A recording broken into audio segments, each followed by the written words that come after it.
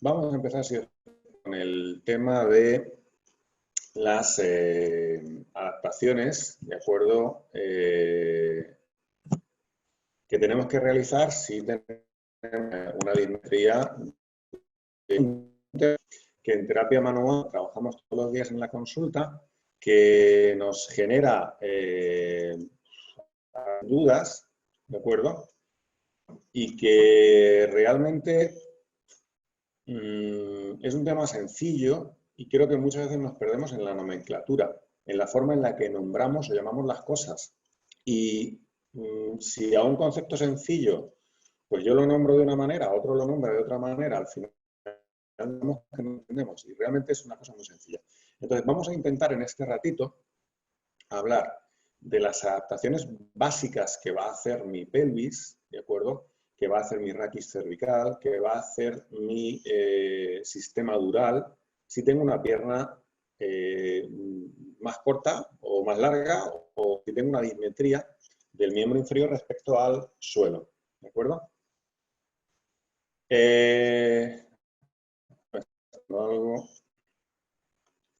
Entonces, no sé si ahora mismo se corta, ¿vale? ¿Me veis bien? ¿Me veis bien? Ahora mismo estoy conectado con el cable, me voy a conectar.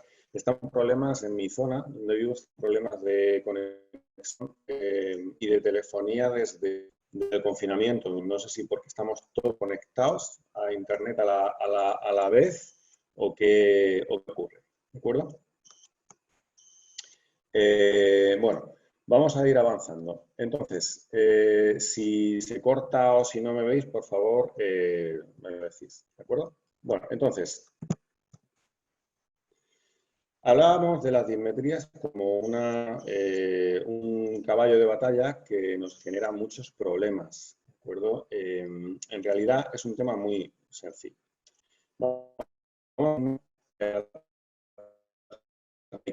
Y de la pelvis, el raquis, cervicales, especiales altas y algunos músculos de la pelvis van a tener que adaptarse a la diferencia de longitud o de los miembros inferiores.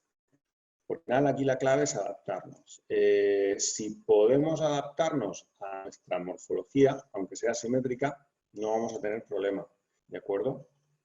Vamos a tener también esas tendrá que hacer el sistema meningio, el sistema en la envoltura meningia del sistema nervioso, que está anclada fuertemente al sacro, que está anclada dentro del cráneo también, y en todo el raquis, y que va a tener que adaptarse a las dismetrías que tenga mi sistema biomédico, ¿de acuerdo?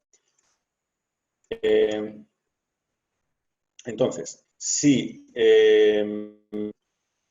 yo tengo una diferencia de longitud entre mi base sacra derecha, vamos a hablar de la base ahora mismo, y mi cráneo derecho, y mi base sacra izquierda y mi cráneo izquierdo, habrá una diferencia de tensión dural, ¿de acuerdo? Esa tensión la vamos a analizar también en un ratito.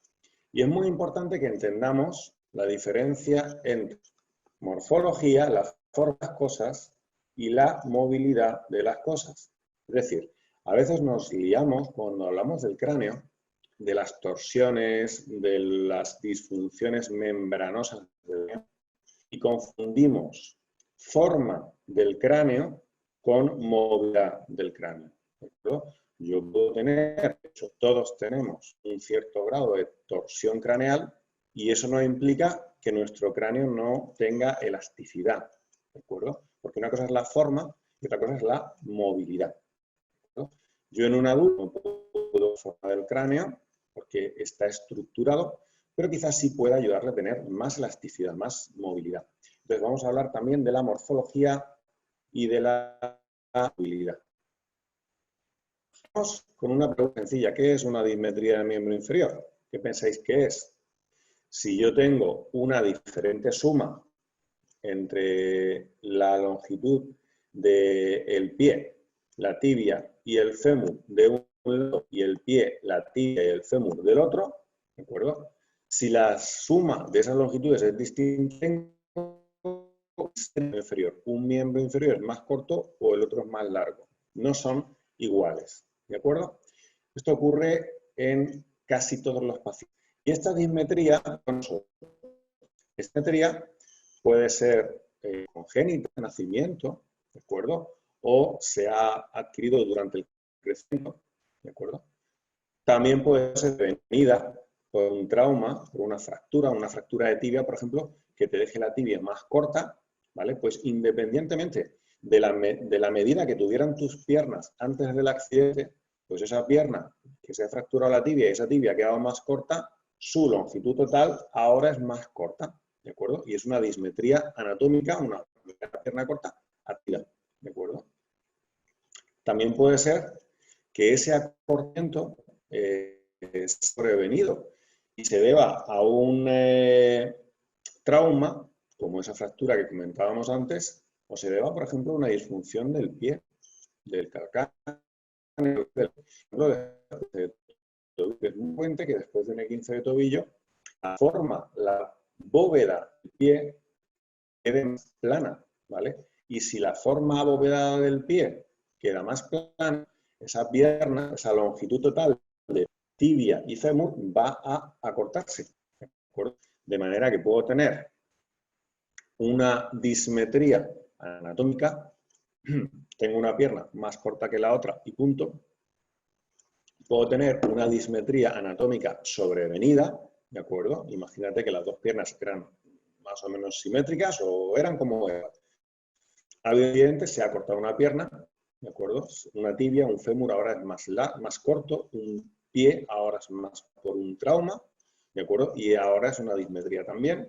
O puedo tener una dismetría, una alteración de esa curvatura o de ese transverso medio del medio pie, y eso me hace un pie un poquito más plano y una pierna, por tanto, más corta. La diferencia, pues que esta no la podemos cambiar, ¿de acuerdo? Si la pierna es más corta, es más corta. Si hay mucha diferencia, ¿vale? Pues hay, y la diferencia, la dismetría es tan grande que el cuerpo no tiene capacidad suficiente para adaptarse a ella, pues para eso están las ayudas ortopédicas, ¿de acuerdo? Si la dismetría te pilla después de tu fase de crecimiento, tampoco te vas a poder adaptar a ella. Si no es mucha, bueno, pues podrás adaptarte, pero si es muy grande, no vas a poder adaptarte a ella. También hay tipo de ayuda ortésica. Si la dismetría es sobrevenida por un problema que tiene que ver más con la musculatura o la posición de las piezas óseas que con una fractura, entonces tenemos una dismetría que podemos volver a la situación inicial. Las dismetrías basales, en la mayoría de los casos, son reversibles, salvo que haya un problema neurológico que impida retonificar los músculos que vuelven a arquear, ¿de acuerdo?, el arco del pie. Bien. Entonces, muy importante, cuando hablamos de capacidad de adaptarme, veis que muchas veces pues, a un paciente se le hace una teleradiografía, una radiografía como esta de miembro inferior con el paciente en habitación. Y se mide la altura de los trocares, la altura de los iliacs. Más fiable, si lo que quieres es ver la diferencia de una pierna a otra, la altura de los trocánteres. Ahora veremos por qué. Entonces resulta que tienes una diferencia, como pasa aquí, entre este fémur, que es más largo que este. Este trocánter o este cuello está más alto que este, ¿de acuerdo? Posiblemente esta sea la pierna corta, esto es una teleradiografía, el paciente está de pie, ¿bien? Sin embargo, no sé si apreciáis la diferencia de longitud que hay en los fémures, no se traslada a la íntegra del sacro. Es decir, se ha perdido algo de dismetría, ¿de acuerdo?, por medio de la pelvis. Entonces, chicos, la opción de levantar la mano somos muchos, ahora mismo estáis 307. Entonces, si tengo que ir contestando cosas, es imposible, no voy a poder acabar. Entonces, una cosa, os voy a dar la clase y al final intento responder a todas las preguntas que pueda, ¿de acuerdo? Porque si no, no acabamos. Si Si me lío con las manos levantadas, en 2 horas no nos da tiempo ni a avanzar una diapositiva. Entonces, chicos, mirad, tengo una disminución de fémures, pero no tengo tanta inclinación en la base del sacro, ¿de acuerdo? Aquí se ve mejor. Aquí es perfectamente cómo esta pelvis se va a adaptar. Mira, tenemos presumiblemente un pértex de cadera en la infancia. ¿Veis la diferencia de este cuello y de esta cabeza a este? Que ha habido una distrofia de esa diástasis femoral. De manera que este fémur es más corto. Imagínate que esto es la derecha, no lo sé. Pues esta pierna sería más corta. ¿De acuerdo? Entonces, date cuenta que hay una diferencia muy significativa, pues a lo mejor 1,5 centímetros de longitud de este fémur a este. Pero si te das cuenta, aquí en la base del sacro no lo medio quizá aquí pueden ser 3 milímetros de diferencia. ¿Qué ha pasado? ¿Qué pensáis que ha pasado? Si la pelvis fuera un bloque rígido de piezas atornilladas, si esta pierna es más corta, pues la pelvis entera haría plum y caería lo mismo de ese lado que cortas fuera la pierna. Se adaptara a la dismetría, si no absorbiera, hiciera de tampón de esa dismetría, pues claro, yo tendría aquí, imagínate, 2 centímetros de dismetría y aquí tendría esta base del sacro 2 centímetros más baja. Imagínate cómo partiría la columna lumbar del paciente. Imagínate la artrosis, la discoartrosis que tendría a nivel de L5-S1. Eso sería muy complicado. Entonces, ¿qué ha hecho la pelvis este paciente? Daos cuenta de una cosa. Veis que este ilíaco parece más delgado que este, ¿vale? Y parece más largo que este. Si te es más alto y más delgado. En realidad son igual. ¿Qué ocurre? La pierna corta ha rodado, ha hecho un giro, una rotación anterior. ¿Cuál es el objetivo del ilíaco gire? ¿O por qué gira el ilíaco? La gravitatoria. Si tú tienes la pierna más corta, tu pierna corta no se queda en el aire, tiene que llegar al suelo, ¿vale? Cuando te pones de pie, todos tenemos una pierna más corta que otra y nadie vamos andando a la pata coja, ¿vale? El pie nos llega al suelo. Entonces, para que ese pie más corto, algo rodar, tiene que girar hacia adelante, ¿vale? En este caso, este fémur es más corto, mucho más corto, y ha obligado a este ilíaco a rodar hacia adelante. Al rodar hacia adelante, radiológicamente, el ilíaco se ve más fino y más largo, ¿de acuerdo? Esta es la huella radiológica de un ilíaco anterior, muy anterior, ¿de acuerdo? Y además es un ilíaco anterior necesario, porque este paciente no puede ir con el pie en el aire, su pie tiene que llegar al suelo, ¿de acuerdo? Y además, este sacro,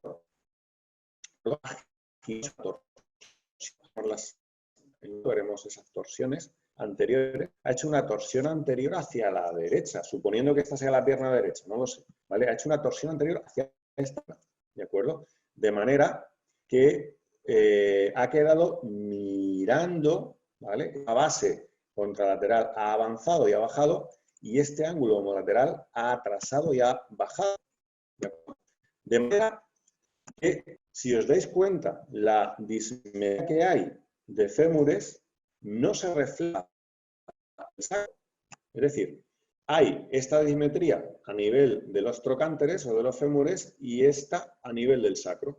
De manera que la pelvis se adapta y absorbe parte de esa dismetría.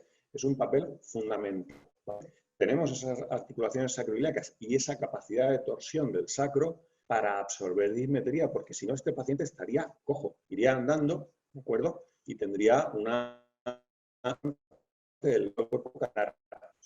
Bien, que estas estructuras, este ilíaco y este sacro, al torsionarse, están gastando movilidad, están gastando capacidad de adaptarse, ¿vale? Estaban libres de movimiento, se han podido adaptar, pero ahora les queda menos capacidad de adaptación. Es fácil que esta adaptación que permite a este paciente o a este pues cada X tiempo le genere una lumbalgia o una sacroilealgia, ¿de acuerdo? Que sea más propenso a tener dolor.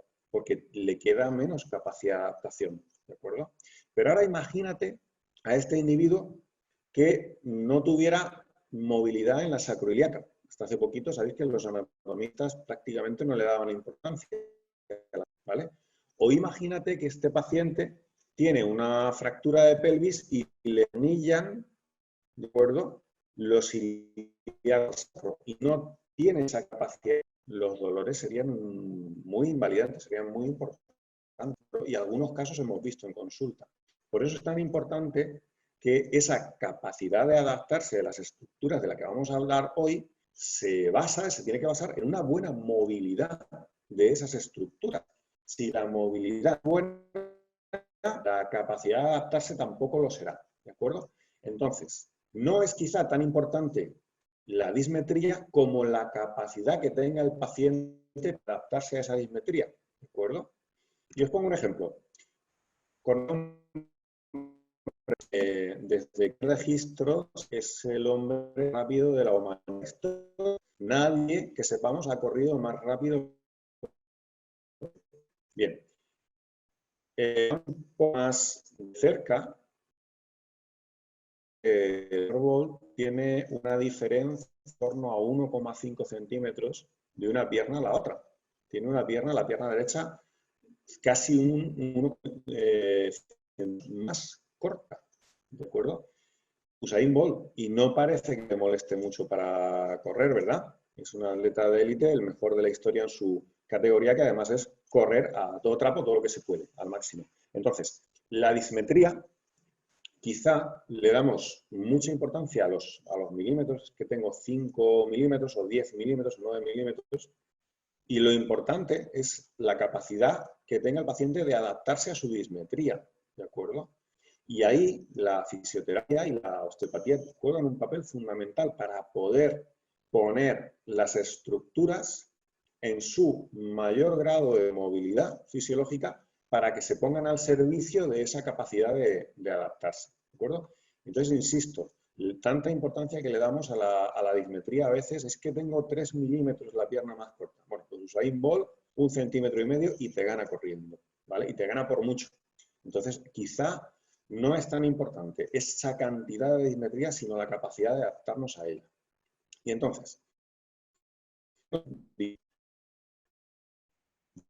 sintomatología, es decir, si tengo una más corta, me va a doler la espalda o la ilíaca o la rodilla o el pie o la cabeza o el cuello, pues no necesariamente, va a depender de la capacidad que yo tenga de adaptarme a esa dismetría. Si mi pelvis, mi sacro, ¿de acuerdo?, mis articulaciones, mis ligamentos, mis músculos, ¿de acuerdo?, son capaces de adaptarse a esa dismetría, si mi raquis es capaz de equilibrarse lateralmente a esa dismetría, pues quizás generando una curva escoliótica, ¿vale?, para mantener el equilibrio al final del porte de la cabeza del eje y del centro de gravedad, pues yo tendré mi dismetría, ¿vale? Cuando ande, mi pelvis de lado caerá un poquito más y a lo mejor no tengo síntomas, ¿de acuerdo? O gasto mi capacidad de adaptarme en esa dismetría y entonces tengo síntomas porque se bloquean mis estructuras.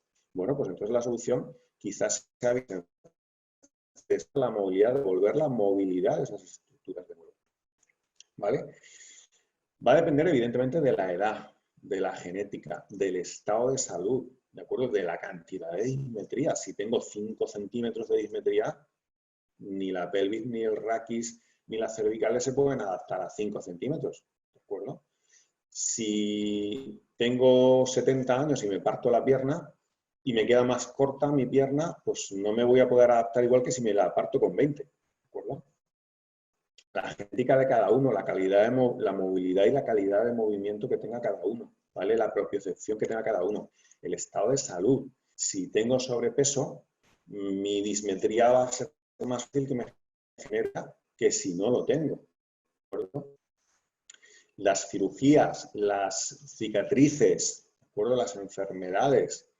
Si yo tengo una buena adaptación a mi dismetría, a la mía, la de nacimiento, ¿de acuerdo? Y de repente tengo pues, una cirugía que me acorte el aparato extensor de la rodilla o los isquiotibiales o que me afecte al tono de un psoas, una cirugía peritoneal, por ejemplo, pues a lo mejor entonces mi dismetría empieza a dar problemas. Por tanto, la dismetría no es igual a sintomatología. Acordaos, Usain Bolt, 1,5 centímetros de diferencia, ¿vale? Y que sepamos no le duele mucho la espalda, por lo menos cuando corre. Pero voy a necesitar una buena movilidad de las estructuras para que esa dismetría no me dé sintomatología. Ahí es donde entramos los fisioterapeutas. Devolver la máxima posible a esas estructuras, ¿de acuerdo? Para que si en el ejemplo que veíamos hace un momento, ¿de acuerdo? Tengo una pierna mucho más corta a este lado y necesito que este ilíaco rodar, porque el ilíaco al rodar baja el acetábulo, acerca el pie al suelo. Pero este ilíaco está bloqueado, por ejemplo, pues por un problema en la sacroiliaca, un bloqueo o una disfunción del sacro. Entonces no voy a poder hacer ese rodamiento del ilíaco y tendré que compensar con otras estructuras, por ejemplo,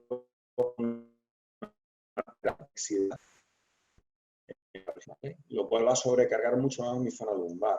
Y eso sí es posible que me genere una lumbalgia. Lo vemos en consulta pues todas las semanas. A este paciente que en un momento determinado tiene una mala adaptación a su dismetría, liberamos, no podemos hacerle la pierna que es corta, hacerla más larga, ¿vale? No hacemos magia, pero liberamos las estructuras que necesita para readaptarse y en cuestión de horas, días, desaparece, ¿de acuerdo? Porque lo que nos estaba demandando, lo que necesitaba de nosotros era eso, esa readaptación a través de movilidad a las estructuras, ¿de acuerdo? Movilidad en cantidad, pero también en calidad, ¿de acuerdo? Poca movilidad no es bueno, mucha movilidad tampoco. Tenemos que tener una movilidad, una buena micromovilidad. Sobre todo la movilidad de calidad es la que se reparte.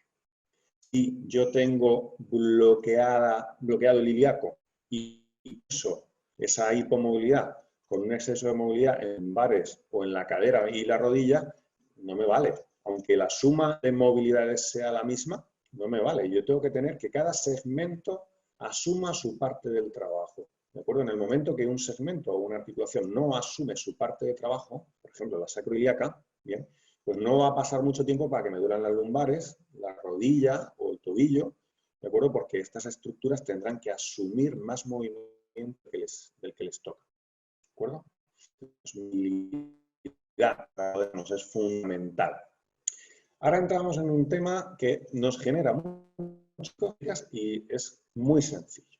El tema de las piernas cortas, pero verdaderas, pero falsas, pero volvemos a los problemas de nomenclatura, ¿vale? Porque cada autor o cada escuela llama a estos problemas de una manera. Vamos a mirarnos un poco la dismetría, los tipos de dismetría. Dismetría real o falsa, ¿vale? ¿Qué es una dismetría real? Lo hemos visto antes. De pie, tibia, ¿de acuerdo?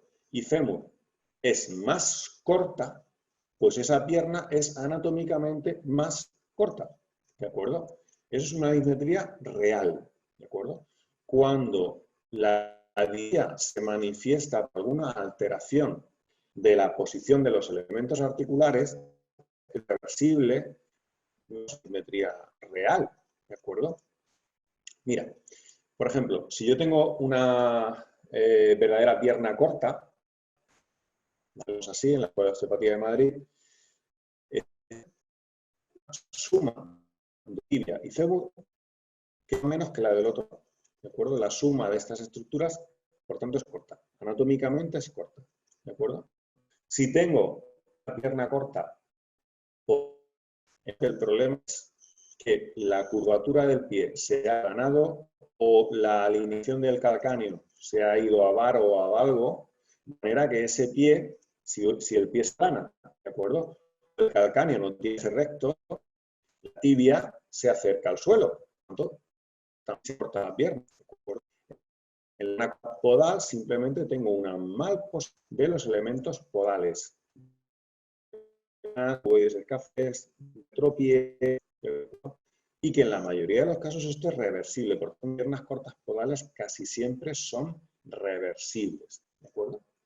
Y la falsa pierna corta, me preguntáis, estos días atrás me habéis preguntado mucho por ella, y es un concepto muy sencillo.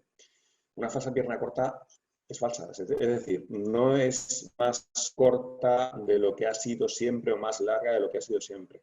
Simplemente tengo una situación en la que el ilíaco pierna va atrás por un espasmo de unas fibras musculares del músculo psoas que se llaman psoas menor y que se insertan en la rama iliopubiana de la pelvis, ¿de acuerdo? Se insertarían aquí, en esta rama iliopubiana, ¿de acuerdo? De manera que cuando se espasman, rueda hacia atrás. Si el ilíaco rueda hacia atrás, el acetábulo sube, ¿de acuerdo?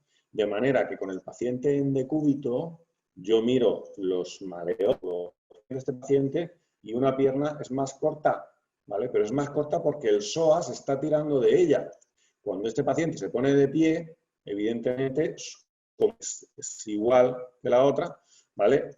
No se va a quedar aquí en el aire, cae al suelo. El psoas se estira, la pierna cae al suelo, y entonces esa falsa pierna corta solo la encontramos en el decúbito, ¿de acuerdo? Mientras que una pierna corta anatómica la vamos a encontrar tanto en decúbito como en... Entonces, la simetría, hablar de siempre y nunca en fisioterapia es complicado, ¿eh? Porque cada paciente adapta como puede. Tenemos que hablar de lo que suele ocurrir más a menudo, ¿vale? Pero en esta dismetría anatómica, si tengo una pierna que es más corta, ¿de acuerdo? De este lado, por ejemplo, se va a oír que el ilíaco va a rodar hacia adelante, hacia el pie al suelo, ¿de acuerdo?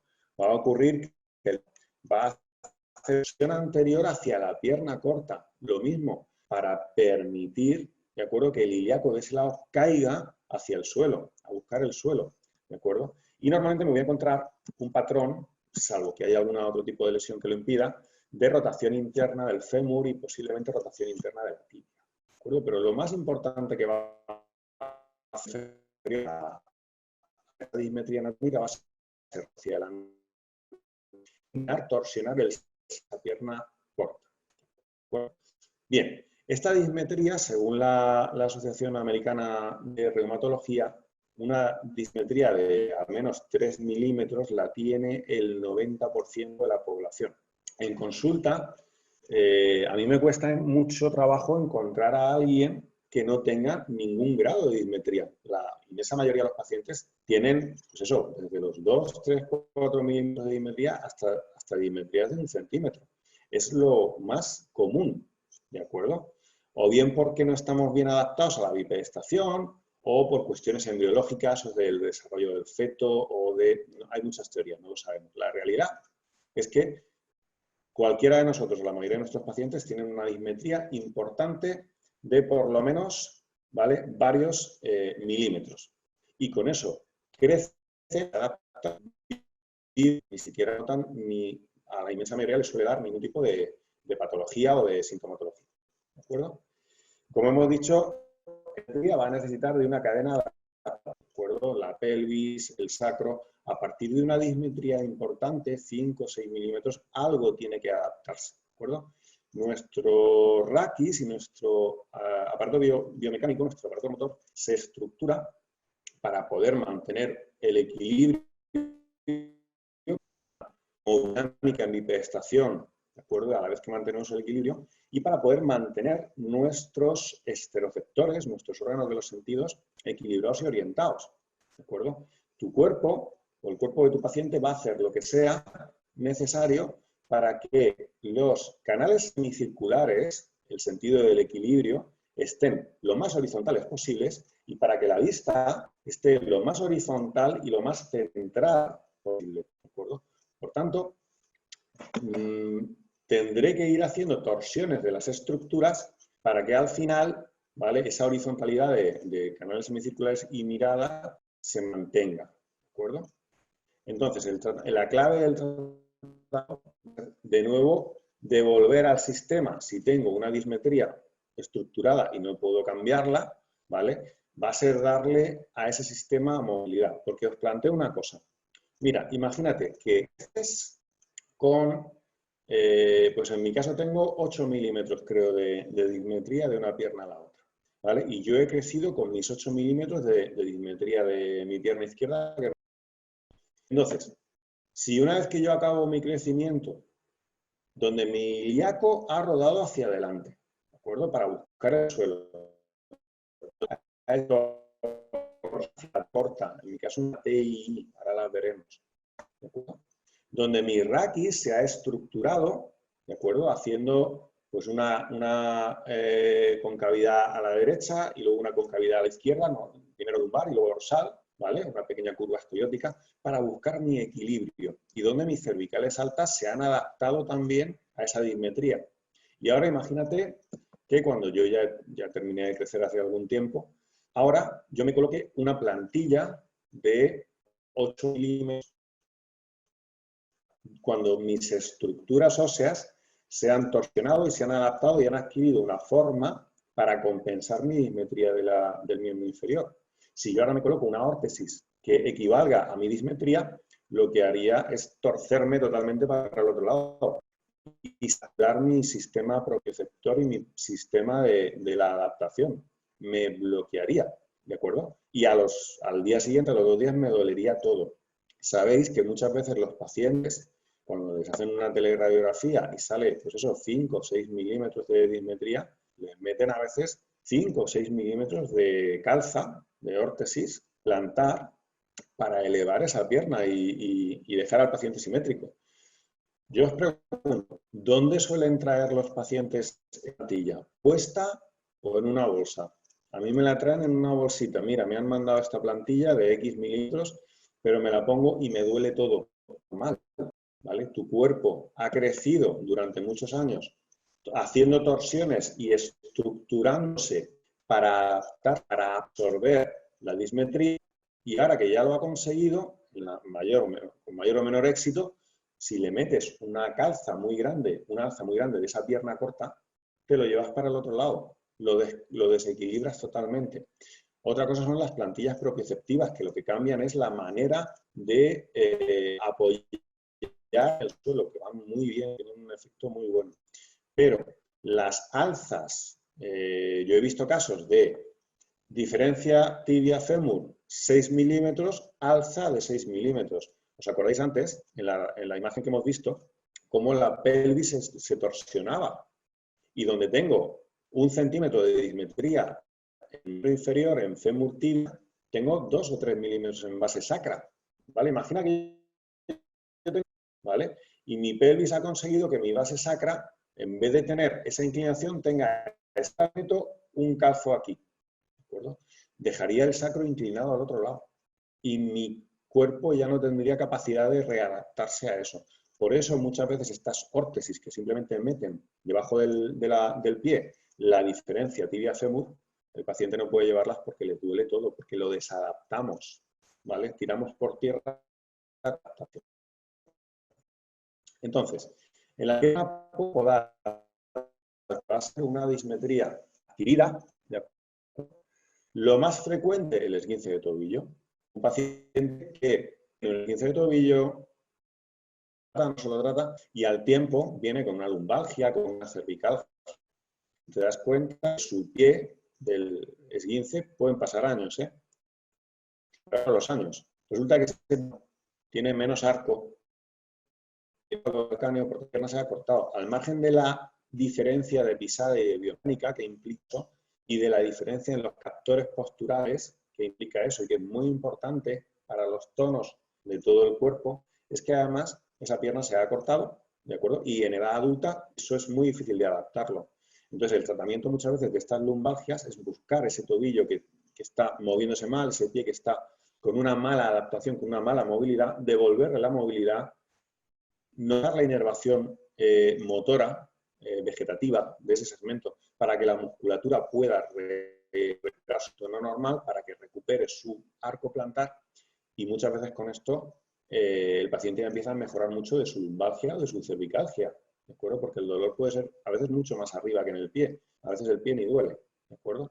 Entonces, la pierna corta podal, lo importante es que es reversible en la mayor parte de los casos, porque siempre o a que este arco medio se une al suelo, ¿de acuerdo? O a que la alineación, el eje del calcáneo queda en varo o en valgo, porque hay una caída de la pierna, ¿vale? Que fuerza al sacro y a la ilíaca y a los lumbares, ¿vale? Si recuperamos esa altura, esa configuración fisiológica del pie, pues estamos descongestionando a nivel biomecánico, a nivel adaptativo esa pelvis. Acordaos que al final el sistema amortiguador pie lo van a mantener en menor medida los músculos plantares, ¿de acuerdo?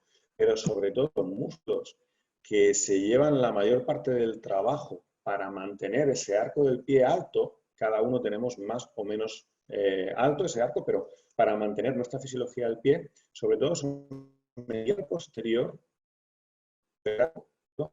Son músculos que cuando tú tienes el pie en el aire, tu pie es X cabo, y cuando el pie pisa el suelo, ¿vale? Tiende a C. Porque estos dos van a hacer una tracción excéntrica, como si fueran un muelle, un aparato de suspensión, un coche, ¿de acuerdo? Que va a permitir que el arco del pie absorba parte del impacto con el suelo y luego recupere forma. Estos dos pierden su tono, por X motivo, un esguince, una lesión de la tibia, del peroné, una mala inervación motora desde la pues es posible que el pie quede más planito, la pierna más corta, no te duele el pie, a lo mejor te duele en la espalda o en la sacroiliaca, ¿de acuerdo? O en las dorsales o en el cuello, ¿bien? Es muy importante recuperar la mecánica de los pies cuando yo analizo a un paciente y veo que tiene una dismetría, tengo que analizar todos los elementos de ese miembro para ver que estén libres. Y si encuentro algo que no está con la movilidad o el tono correcto, tengo que intentar restaurarlo. Muy bien. Una pierna podal, de nuevo, y ya a rodar hacia adelante, busco el suelo, intento bajar el acetábulo. El fémur normalmente va a rodar hacia interno, hacia el interno. Es posible que si tengo un valgo de calcáneo con un valgo de la rodilla. Pero todo esto, si se debe a un aplanamiento del pie o a un pie o una pierna corta podal, lo podemos revertir, lo podemos cambiar, ¿de acuerdo? Tendremos que devolver la movilidad a las estructuras y después devolver el tono a las estructuras para que puedan hacer su función en el eje fisiológico adecuado. Entonces, la falsa pierna corta, hablaba antes, que va a ser sobre todo del músculo. El espasmo del psoas me va a rotar hacia atrás un ilíaco y no el otro. Me hace una especie de retroversión unilateral, ¿de acuerdo? Al rodar el ilíaco hacia atrás, ¿vale? El paciente en decúbito, pues los pies, si este ilíaco rueda hacia atrás, la pierna se va a retraer un poquito. Y eso es la falsa pierna corta, solo la encontramos en decúbito. Porque decíamos que ese psoas menor, que se inserta aquí en la rama iliopubiana, serían estas fibras, ¿de acuerdo? Van a rodar este ilíaco hacia atrás, van a hacer una retroversión solo de ese ilíaco. ¿Qué ocurre cuando el paciente con una falsa pierna corta, con un espasmo de psoas? Una pierna corta es un espasmo unilateral. ¿Qué ocurre si ese paciente se pone de pie? ¿Que su pie queda en el aire? No. Al final la gravedad es lo que manda y obliga al pie a bajar. ¿Qué tendrá que hacer el psoas? Estirarse en excéntrico, ¿de acuerdo? Entonces, las falsas piernas cortas, el paciente no te viene y te dice, oye, que tengo corto. El paciente viene y te dice, me duele la espalda, tengo una lumbalgia, porque al final tengo una hipertonía del psoas que está en decúbito, está comprimiendo esta contracción de la viga lumbopélvica, está comprimiendo la zona lumbar y saca, ¿de acuerdo? Y cuando el paciente está de pie, el psoas está con mucha... Entonces va a generar problemas biomecánicos casi seguro, ¿de acuerdo? Es frecuente, por ejemplo, después de un E15. Entonces, aquí vamos a estar psoas menor, que como decía van a la rama iliopubiana, como ya sabéis, ¿de acuerdo? Y que, bueno, Cosas que pueden hacer que un psoas se espasme, 1000, ¿de acuerdo? Una mala biomecánica del miembro inferior, una mala pisada, un calzado inadecuado, un giro deportivo, no estoy entrenado, no sé, por ejemplo, es muy típico la gente que se va a andar al Camino de Santiago o que no anda y de repente empieza a caminar muchos kilómetros, pues tener problemas de espasmos en los psoas, ¿vale? Al final es el flexor de la cadera. Bien, entonces es muy importante entender que la inervación que le viene de la charnera toracolumbar también puede estar alterada, ¿vale? Que la relación con el peritoneo lo puede irritar, que la relación con el riñón, con el uréter, el psoas está envuelto en la misma estructura fascial que el uréter y que el riñón, la fascia perirrenal. Muy importante la relación entre el urinario, riñón, uréter, vejiga, ¿vale? Y la situación del psoas. Se pueden interactuar y pueden hacer mutuamente. Es muy frecuente en consulta, vemos muchos este tipo de casos, sobre todo lo vemos en mujeres, es más frecuente porque son más frecuentes las infecciones de orina y las pielonefritis en vosotras, que viene una paciente con una lumbalgia de repetición o con un dolor de la rodilla, un problema de la rótula asociado a lumbalgia, y la paciente no te viene por sus infecciones de orina, te viene porque le duele la espalda o la rodilla. Cuando ves el psoas y ves su fascia, ves que está muy rígida o muy tensa, preguntas por infecciones de orina y normalmente la respuesta es sí, he tenido muchas, ¿de acuerdo? Y muchas veces cuando trabajamos este sistema fascial perirrenal, no solo normalizamos, ayudamos a normalizar el tono del psoas, conseguimos que muchas veces los episodios de nefritis se reduzcan o incluso desaparezcan. Es bastante frecuente que las pacientes digan, oye, mira, no he vuelto a tener infección, las ves al año y te dicen, mira, pues este año no he tenido ninguna infección y la anterior tuve 3 o 4 episodios, ¿vale? Entonces el psoas es muy importante, no solo porque te va a generar una falsa pierna corta. La falsa pierna corta realmente es lo de menos, y se equilibra, es la tensión que hay en el psoas la que hay que tratar, ¿de acuerdo? Muchas veces esta tensión va a bloquear el ilíaco hacia atrás, tendré que manipularlo, tendré que liberarlo, ¿de acuerdo? Y esta falsa en supino la voy a ver, va a haber una diferencia en la menor, pero cuando pongo al paciente en bipestación, esa simetría se borra, porque el psoas no va a mantener contra la gravedad el pie elevado, lo tiene que dejar caer al suelo. Acortamiento espasmos de acuerdo, del músculo psoas, que tenemos que tratar en la falsa pierna corta, sin más. Y una vez que yo trato, ¿qué longitud de pierna me va a quedar cuando deje libre las sacroiliacas?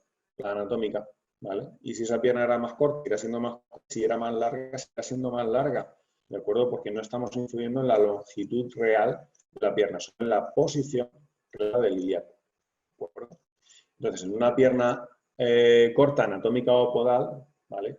El sacro normalmente gira hacia adelante, porque su cara mira al lado de la pierna. Esto lo vamos a ver en las torsiones, ¿de acuerdo? Donde yo tengo una importante dismetría y el sacro va a girar, ahora veremos cómo, hacia la pierna que es más corta, ¿de acuerdo? Siempre asociado a una pierna corta, importante, más de 5 o 6 milímetros, casi siempre voy a tener una dismetría, una torsión anterior del sacro, ¿de acuerdo?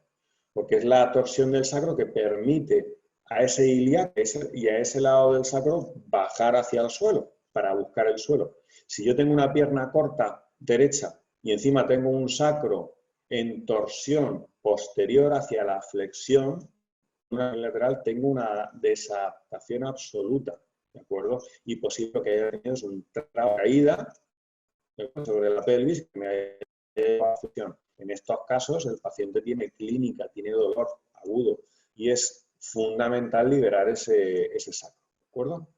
Entonces, el diagnóstico de la pierna corta a nivel de la teleradiografía estás viendo lo que hay, ¿vale? Y eso no se equivoca, pero es un medio que irradia, ¿vale? Nosotros en consulta lo que solemos hacer, y es muy fácil, es este tipo de mediciones, ¿vale? para, con el paciente equilibrado en supino, con las rodillas y las caderas flexionadas y los pies en la camilla, ver desde delante, vamos a ver la diferencia de una tibia con la otra, y si miráramos lateralmente, recordemos la diferencia de un fémur con el otro, ¿de acuerdo? Son formas muy fáciles de ver la dismetría. En cualquier caso, lo importante es la movilidad y la dismetría. Si yo tengo una situación ideal, idílica, que no se da, normalmente no se da, pero ni siquiera en deportistas de élite, esto no me encuentro en la vida real, ¿vale? Donde yo tenga el mismo tono en los dos extensores, ¿vale? En los dos lomos y en los dos claro, y a la persona que lo tenga, ¿de acuerdo? Si yo tengo una pierna corta de este lado, el ilíaco tiene que rodar hacia adelante, entonces lo que me voy a encontrar es un psoas de este lado hipotónico, ¿de acuerdo? ¿Por qué? Porque al rodar el ilíaco para adelante, el psoas tiene que estirarse y dejarlo ir hacia adelante. Recordar, el psoas tira del ilíaco hacia atrás. Para que el ilíaco, para que el pie llegue al suelo en una pierna corta verdadera, anatómica, el psoas tiene que soltar, tiene que dejarle ir. Por tanto, va a estar hipotónico, pero cuidado, hipotónico no es blandito. Hipotónico, en este caso, suele ser tenso, porque está estirado, ¿de acuerdo? Y esa tensión nos puede dar problemas. Y si tengo una pierna, por ejemplo, una falsa pierna con espasmo del psoas, en este caso tengo un psoas aquí hipertónico, ¿de acuerdo? Pues la consecuencia va a ser que me va a llevar hacia atrás. Y cuando este paciente se ponga de pie, va a haber una lucha entre su peso, la gravedad, y ese psoas que está tirando el ilíaco hacia atrás. Va a ganar la gravedad, el pie va a llegar al suelo, pero a costa de generar, ¿de acuerdo?, una gran tensión también en ese psoas hipertónico. Por tanto, si tengo un psoas hipertónico, tengo que tratarlo, intentar equilibrarlo. Si tengo un psoas hipotónico, tengo que intentar equilibrarlo también, ¿de acuerdo? Es muy importante.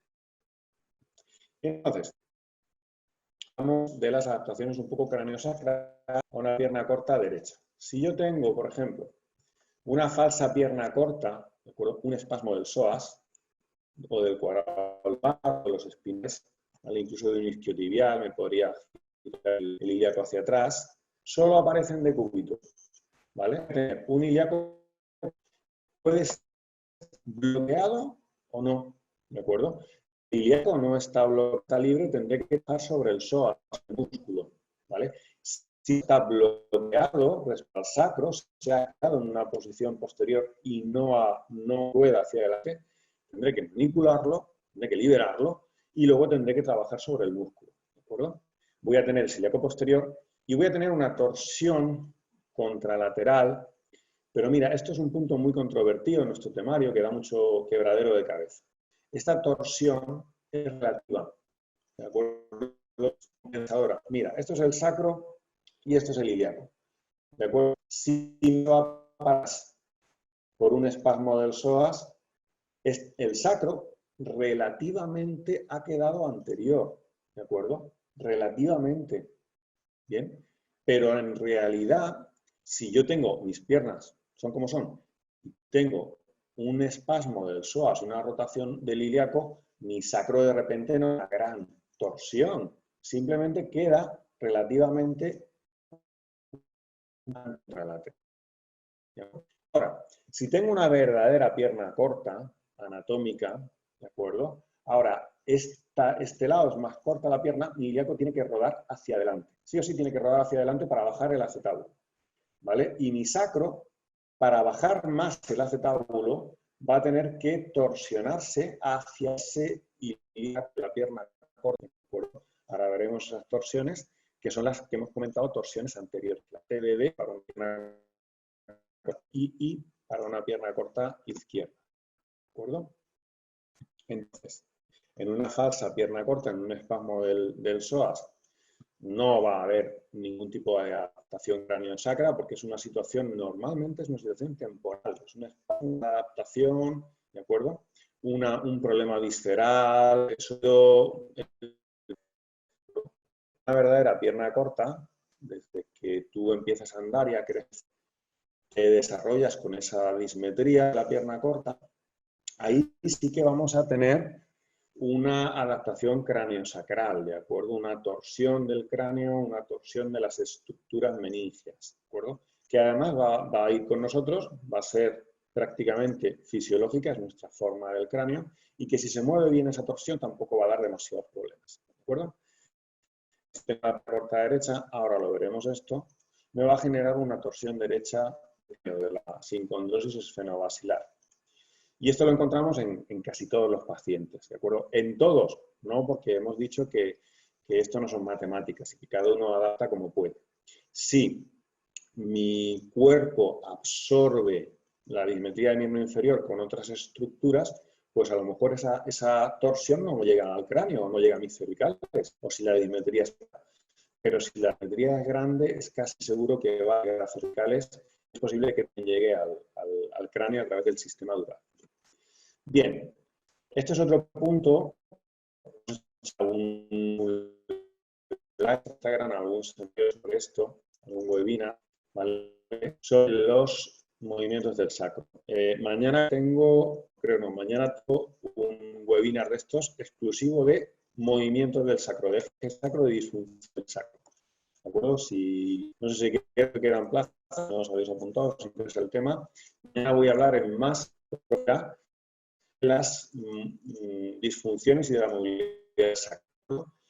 Ahora voy a centrarme en las torsiones anteriores, que son las que necesita el sacro a adaptarse a una pierna más corta, ¿vale? Porque recordemos que el problema de una pierna corta es que si equilibramos la pelvis, imagínate que esta pierna es más corta.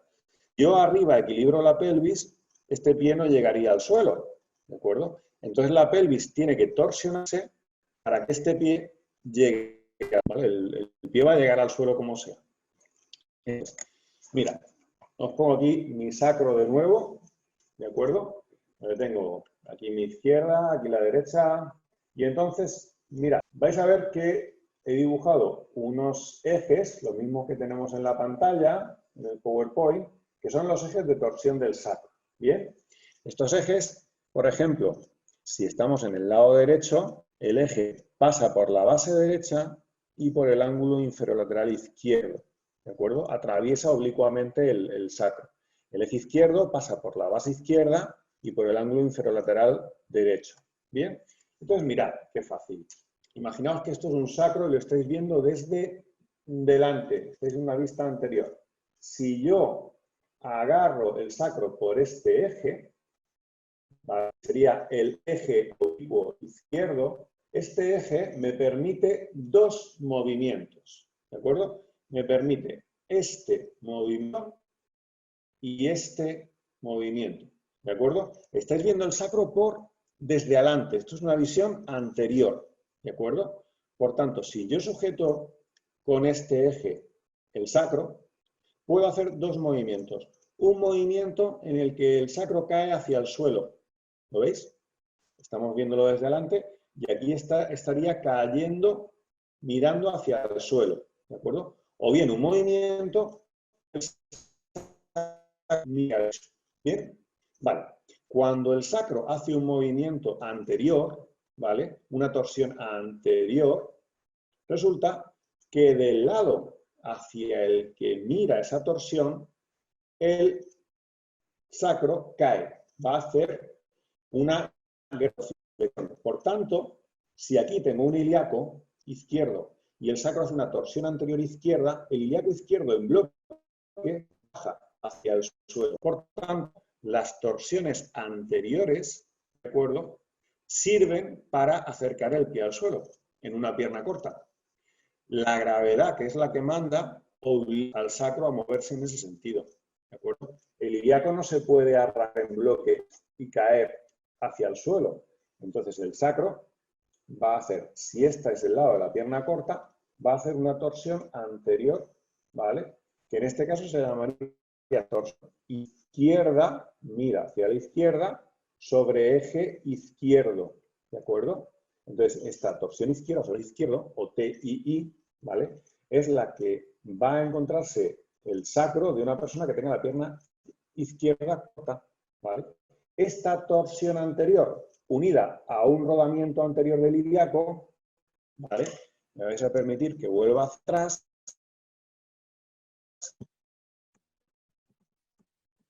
Mira, os lo he puesto al principio, pues es esto que tenemos aquí, ¿de acuerdo? Aquí tengo una gran torsión de la pelvis, un ilíaco que ha rodado hacia adelante y este sacro tiene una gran torsión anterior hacia este lado. De manera que el sacro, si veis el coxis, está desviado hacia este lado porque el sacro tiene una lateroflexión hacia ese ilíaco, ¿no? Entonces, entre el ilíaco que rueda hacia adelante y el sacro, ¿de acuerdo?, que cae con este eje, cae, hace una torsión anterior hacia esta pierna corta, pues esta pelvis se retuerce, se torsiona, equilibra simetrías y permite que la base sacra parta con mucha menos inclinación que si la pelvis fuera de madera y no se torciera, ¿de acuerdo? Entonces, este papel es muy importante. Tanto, en una torsión sacra, ¿de acuerdo?, si mi paciente izquierda, porque tiene una pierna corta, y una torsión anterior derecha, porque tiene una pierna corta derecha, mi objetivo de tratamiento es quitarle la torsión le hace falta. Mi objetivo de tratamiento será que esa torsión esté libre en su movimiento, que se pueda mover. Vuelvo al ejemplo. Imagínate una pierna izquierda más corta, ¿de acuerdo? El sacro va a hacer una torsión anterior hacia la pierna izquierda. ¿Bien? Entonces, yo voy a parar, me encuentro en esta posición, ¿vale? Si yo encuentro esta posición, pero y puede moverse libremente, a ese sacro no hay que manipularle, no hay que hacerle nada, ¿de acuerdo?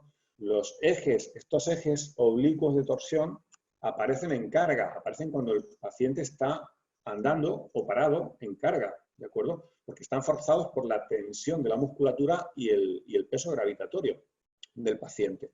Entonces, insisto, una torsión derecha en una pierna corta derecha o una torsión es parte de su adaptación. Lo que es malo es que ese sacro que se ha movido para una pierna corta izquierda en torsión anterior a la izquierda, ¿de acuerdo?, esté aquí bloqueado y no pueda moverse, ¿vale? Porque el paciente cuando camine necesita que el sacro se mueva. Entonces, importante recuperar la movilidad en estas disfunciones. Nuestros alumnos de manipular pues requiere ya de una técnica y de una experiencia importante, porque suele ser bastante rígido, pero una vez que aprenden a manipular se dan cuenta que es como manipular cualquier cosa, es fácil, ¿vale? Pero el concepto importante con el que quiero que quedéis, no nos liemos mucho con las torsiones. Mañana voy a hablar ampliamente sobre estas torsiones. Importante. El sacro, de nuevo, tiene que caer en una torsión. Para una pierna corta izquierda, pues en esta torsión. Está mirando hacia la pierna corta y hace bajar el ilíaco, que además también rueda hacia adelante. Para una pierna corta derecha, el sacro se moverá en este sentido, hacia la pierna corta, ¿de acuerdo? De manera que ayudan a que el pie llegue al suelo. Y ese momento yo lo encuentro, pero está libre, ese sacro puede moverse en esa torsión y en la contraria, y en flexión y extensión, y está libre, pues ese sacro no quiere que yo le manipule o le dé movilidad. Ahora, si me encuentro una torsión adaptativa bloqueada, necesito desbloquearla para devolver la de movimiento y, por tanto, de acción. Entonces, en una derecha, el eje derecho, es la que me voy a encontrar con una pierna. ¿Cómo es esto posible? Mira qué fácil. Imagínate que este es el lado de la pierna corta, ¿de acuerdo? Pues bueno, como yo tengo aquí un brazo corto de sacroiliaca y un brazo largo de sacroiliaca, la base del sacro se desplaza por este brazo corto. y el ángulo inferolateral se desplaza por este largo. El ángulo se mueve más que la base. En este sentido, si yo quiero hacer una torsión para esta pierna corta de este lado, esta base del lado contralateral avanza y baja. ¿Cuánto? Pues lo que puede porque su brazo es cortito, ¿vale? Pero el ángulo del lado de la pierna corta retrocede y baja mucho porque su brazo es más largo, de manera que por eso,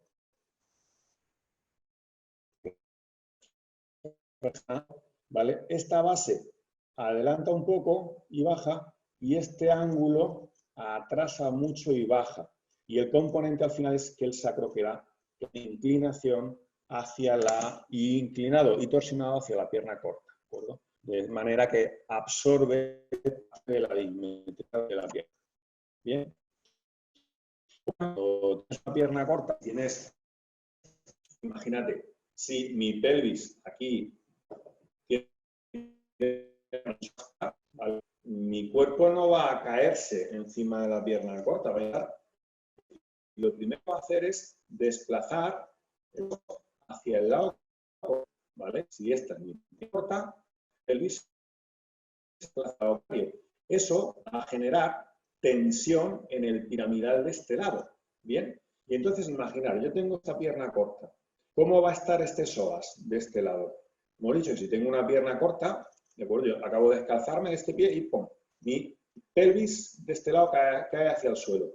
Este psoas va a estar tenso, estirado, ¿de acuerdo? Y ahora, para no caerme en este sentido, mi pelvis se va hacia el otro lado, se va hacia el, por tanto, mi pirámide también va a quedar tenso, ¿de acuerdo? De manera que si yo tengo y mi sacro está haciendo una torsión anterior sobre esta pierna, ¿de acuerdo? Sobre mi pierna izquierda, pues resulta que mi músculo psoas izquierdo y mi piramidal derecho están formándome, ¿vale?, un eje de torsión, que es el eje de torsión izquierdo sobre el que mi sacro va a girarse hacia la pierna.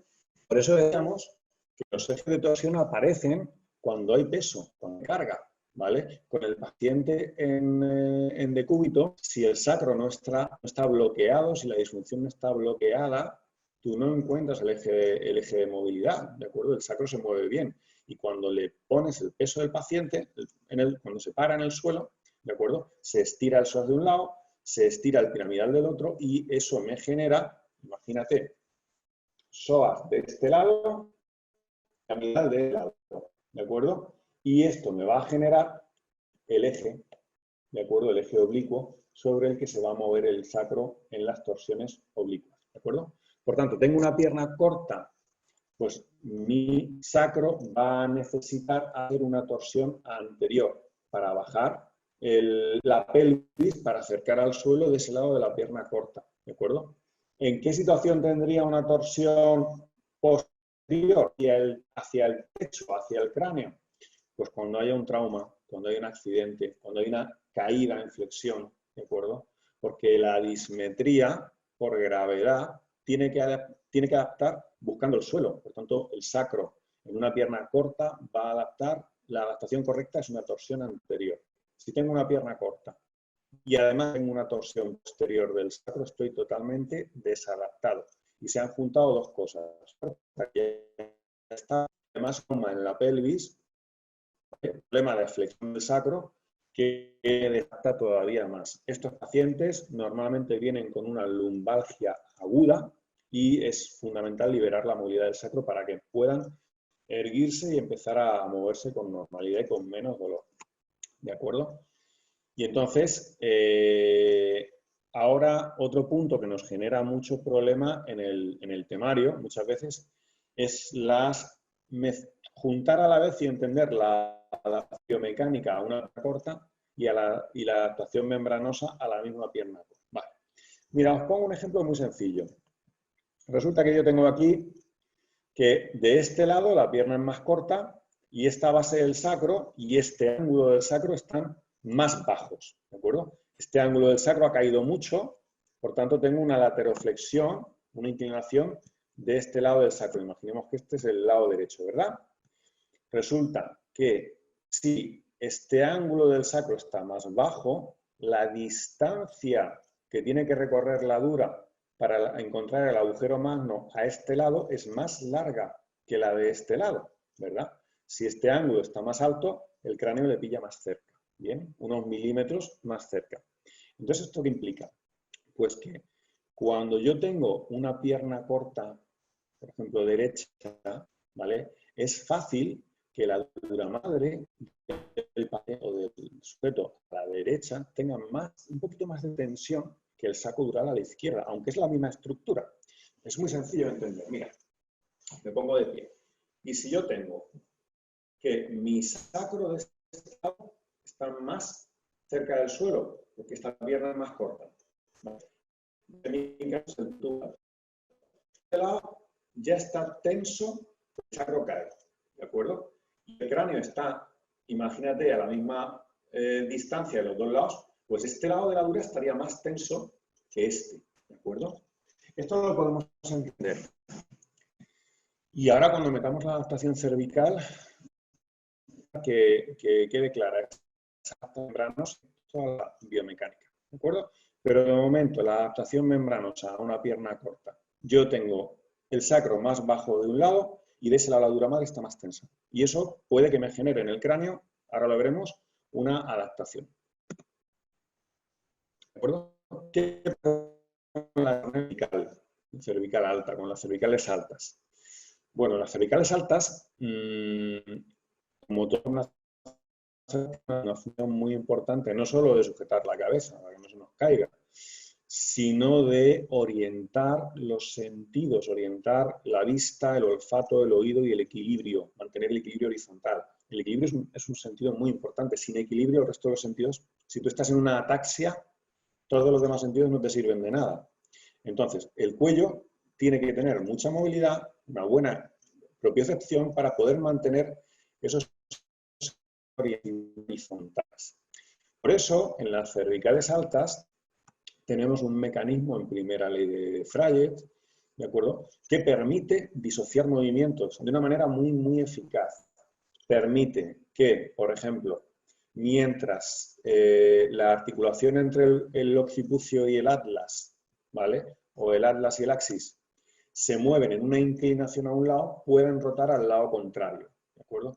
Y esto es, mira, resulta que si yo tengo, por ejemplo, una pierna corta a la derecha, una dismetría importante, mi pelvis, mi ilíaco, mi sacro han absorbido parte de esa dismetría, ¿de acuerdo? Mis curvaturas laterales del raquis, mis escoliosis han absorbido parte de esa dismetría, ¿de acuerdo? Mi columna cervical ha absorbido parte de esa dismetría, mi cintura escapular. Pero todavía llega de la dismetría a mi articulación entre el cráneo y el cuello, ¿de acuerdo? A mi charnela suboccipital. Claro, yo no puedo ir por la vida. Si tengo una pierna corta a este lado, yo no puedo ir con la cabeza así, ¿vale? Yo no puedo ir con una inclinación de la mirada y con una rotación del atlas, porque al final, si tú no puedes equilibrar tus sentidos, andaríamos en círculos, nos marearíamos, tendríamos vértigos, ¿de acuerdo? Entonces, es muy importante que el paso del cráneo pueda estar equilibrado a nivel biomecánico. ¿Cómo se hace esto? Mira, resulta carillas, ¿vale? Para que los cóndilos occipitales se apoyen encima, tienen como esta orientación. De manera que si el cóndilo occipital, ¿vale?, el hueso occipital, adelanta, también baja. Si pasa, también sube, ¿de acuerdo? Si fuera la carilla fuera plana, podría adelantar o atrasar sin cambiar su altura, pero como la carilla es inclinada, cuando el occipucio, el cóndilo avanza, baja, y cuando atrasa, sube. Esto es muy importante por lo siguiente.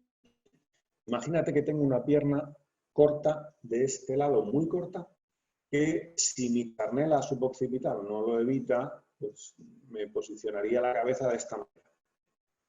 ¿Qué hacer mi occipucio automáticamente. Mi occipucio, musculatura suboccipital, va a elevar este cóndilo occipital, ¿vale? ¿Cómo elevamos este cóndilo occipital? Haciéndolo retroceder por la carilla del atlas. Por tanto, si yo tengo esta posición, para elevar este cóndilo occipital, lo hago girar hacia atrás, ¿de acuerdo? Y al girar hacia atrás, se equilibra la horizontalidad de mi mirada y de mis canales semicirculares, ¿de acuerdo? Yo he hecho un cóndilo alto y posterior, ¿vale? Pero a cambio he cambiado una lateroflexión por una rotación. Mi nariz ahora está mirando hacia allá, ¿de acuerdo?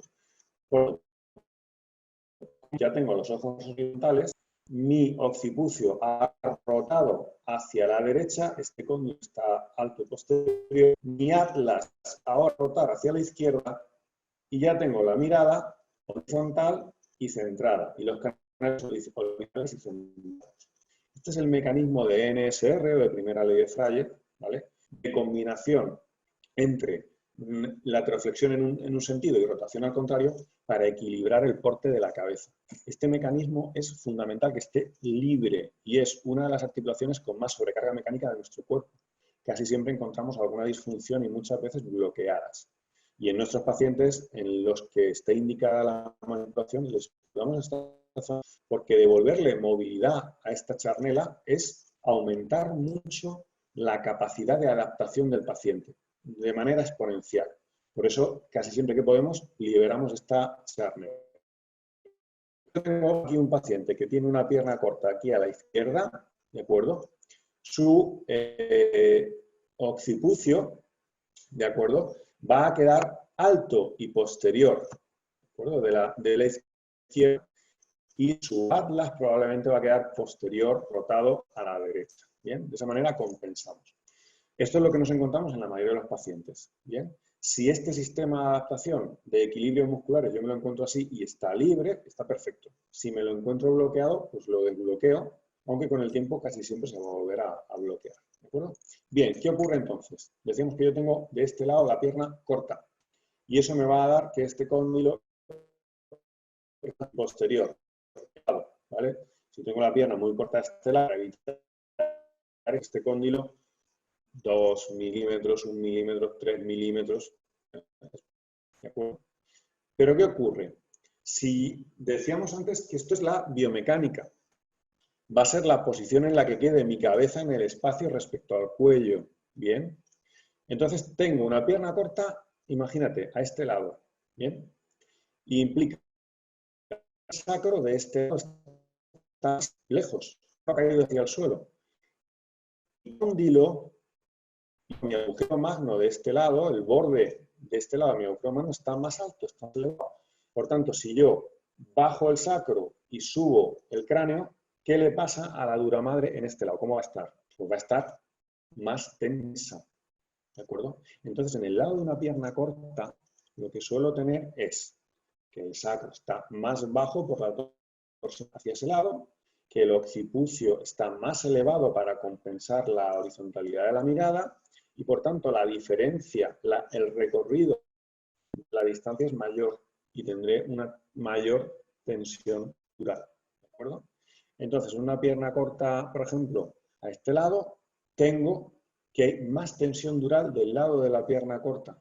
¿Bien? Y ahora viene un tema que es lo que nos lía. Esto, ahora después, si no os ha quedado claro, lo voy a matizar. Ahora viene lo que yo creo que nos lía aquí. Y es que muchas veces hablamos de la pierna corta en la adaptación dural, hablamos de cóndilo occipital alto biomecánico y bajo membranoso. Y ya nos liamos. Y decimos, ¿pero cómo va a estar algo alto y bajo a la vez? Mira, más fácil. Cóndilo biomecánico alto biomecánico y tenso. Tensionado membranoso, porque la dura está más tensa de ese lado. Y ya está. ¿Cómo está el cóndilo, el lucio y el agujero magno del lado de la pierna corta normalmente? Más elevado, ¿vale? Está más elevado, se ha inclinado, al contrario está elevado. Por lo tanto, la dura está más tensa. ¿Bien? Esto es la posición biomecánica de la cabeza respecto al cuello. Si ahora hablamos de la adaptación de la propia forma cráneo, Si resulta que durante el crecimiento, imagínate que este individuo ha tenido pues, esta pierna derecha más corta, ¿vale? Esta tramo de la dura, este borde de la dura, digamos que ha tenido más tensión durante todo el crecimiento, ¿de acuerdo? Y ha generado más tracción aquí en el agujero magno de la escama occipital, de esa forma, ¿de acuerdo? Pues esto normalmente lo que nos encontramos en cualquiera de los pacientes es que esa tensión dural mantenida en el tiempo y el occipucio hacia abajo de ese lado. Pero cuidado, hacia abajo respecto al esfenoide, al resto del cráneo, no respecto al cuello, ¿vale? Este lado de la pierna corta, mi cráneo, toda mi cabeza de este lado está más alta, ¿de acuerdo? El lado de la pierna corta. Pero, membranosamente, la tensión dural hace que ese occipucio, en relación al resto del cráneo, esté un poquito más descendido. ¿Cuántos micrones? Incluso con las manos entrenadas cuesta mucho percibir, ¿no? Entonces son extremadamente distintas. En lo biomecánico, la dura va a estar más tensa del lado de la pierna corta, porque el sacro cae y el cráneo sube. Más estirada y por tanto más tensa. En lo dural, pues en lo dural voy a tener, si tengo una pierna corta derecha, una torsión derecha de la esfenobasilar. Torsión derecha de la esfenobasilar, esto es una representación de cómo sería, ¿vale? Esa torsión derecha de la esfenobasilar inducida por una pierna corta derecha, voy a tener que la escama occipital está más traccionada y por tanto un poquito más baja a nivel membranoso, micrones, y que el ala mayor, ¿de acuerdo?, del esfenoides de ese lado está más alta. Y esa contratorsión, esa contraposición, es lo que me da posición de torsión craneal o torsión de la esfenobasilar. ¿De acuerdo? Entonces, una vez el crecimiento, ¿de acuerdo?, me va a generar esa torsión de la esfenobasilar, ¿de acuerdo? Y además me va a obligar a que recorte mi cabeza, respaldas cervicales, elevando un poquito de la cabeza para compensar y horizontalizar los sentidos, ¿de acuerdo? Esto es lo que nos encontramos en casi todos los pacientes. Y ahora, la pregunta que siempre hacemos. ¿Esto es siempre así? Bueno, no necesariamente. Cada paciente adapta cada uno adaptamos como podemos. Tú puedes tener una pierna corta a la derecha y no tener una torsión derecha de tu cráneo, ¿de acuerdo? O puedes tener una pierna corta a la derecha y no tener un cóndilo biomecánico alto, porque al final, si no te ha hecho falta llegar a adaptar aquí, o la tensión dural no ha sido suficiente, pues a lo mejor tu cráneo no ha sufrido esa adaptación, ¿de acuerdo? Bien. Otra pregunta que suele ser frecuente. En esta torsión, imagínate que tengo esta torsión derecha de la esfenobasilar. Vale. En un paciente adulto, ¿qué le voy a hacer a esa torsión? ¿Corregirla? La forma de tener el cráneo, ¿de acuerdo? Esa forma no la voy a cambiar. Igual que no puedo estirar la pierna corta. Lo que sí puedo intentar es darle elasticidad a esas suturas y elasticidad a ese sistema meningeo, ¿de acuerdo? Para que haga su función fisiológica mejor. Pero la forma del cráneo no la voy a cambiar en un adulto, porque está estructurada. Si vemos habitualmente los cráneos de plástico, sabéis que los cráneos de plástico son perfectos, son siempre simétricos y tal, pero si vemos cráneos de verdad, cráneos de cadáver, ¿vale? Lo que nos vamos a encontrar es esto. Nunca hay una base del cráneo simétrica. Los cráneos están todos torsionados. Nunca tienes un foramen, por ejemplo, yugulétrico al otro. Es muy frecuente encontrarte un foramen yugular muy grande y otro muy pequeñito. Y ese paciente quizá no tuvo cefalea o quizá no tuvo un problema de vago. La anatomía real es asimétrica. Entonces, cuando tú ves un cráneo cortado de esta manera y ves la altura de las cuencas oculares, ves la altura de las distintas fosas, te das cuenta que la torsión es real, que la torsión no es un invento nuestro, está ahí y es la forma, la morfología que tiene ese cráneo, ¿de acuerdo? Eso yo ya no lo voy a poder cambiar, es una adaptación dural, a esa tensión dural posiblemente, es una adaptación a diferencias en el sistema ocular o en el sistema masticatorio, ¿de acuerdo? No lo sabemos exactamente, pero Es la forma que tiene el cráneo. Lo que tengo que devolverles es elasticidad. Entonces, para que la posición mecánica a veces pasa respecto al cuello, una pierna corta a este lado, lo más fuerte es que me encuentro cóndilo de este lado y posterior. ¿De acuerdo? Es la adaptación por la tensión membranosa, ¿vale? Que es bien fácil, que si tengo la pierna corta en este lado, la tensión membranosa me haga caer un poquito a nivel membranoso ese occipucio y me haga una torsión derecha, ¿de acuerdo? Son dos cosas que conviven a la misma vez, ¿de acuerdo? Yo puedo tener la forma que tenga de cabeza, torsión derecha, torsión izquierda, escoliosis, la que sea, ¿vale? Y mientras tengo esa morfología de mi cabeza, posicionar la cabeza en el y otra cosa es la mecánica dural o craneosacral. Son esferas que están ocurriendo a la vez, pero en dimensiones muy distintas, en medidas muy distintas. La posición del occipucio a nivel biomecánico pues son grados, bastante grados, y la movilidad o la torsión dural son micrones. ¿De acuerdo? Entonces, con una técnica verdadera, ¿de acuerdo? Mi pie derecho tiene que llegar al suelo. Bien, yo tengo una pierna corta, imagínate, derecha, y me atornillan la pelvis equilibrada a la pared, ¿vale? Y tendría un pie más alto que otro. Pero cuando yo me pongo de pie en el suelo, mi ilíaco tiene que caer de esa pierna corta hacia adelante para que el rotor sea hacia adelante de esa pierna corta y baje, ¿de acuerdo? Que para compensar, entonces esa pelvis torsionándose va a tamponar, va a absorber parte de la dismetría. Si con eso no es suficiente, ¿de acuerdo? Pues si yo tengo, por ejemplo, una pierna, imagínate, muy corta a este lado, ¿vale? Dejo caer la pelvis de este lado para llegar al suelo, entonces mi columna lumbar normalmente va a hacer una lateroflexión al lado contrario. Lo que llamamos curvas escolióticas, que normalmente están compensadas, una para cada lado. Sabéis que si yo tengo una curva lateral sola, me va a doler. Pero si tengo una para acá y otra para allá, y está mi eje del raquis está centrado, posiblemente no tenga sintomatología. Todos tenemos en mayor o menor grado escoliosis. Todos, ¿de acuerdo? Entonces, esas curvas escolióticas también...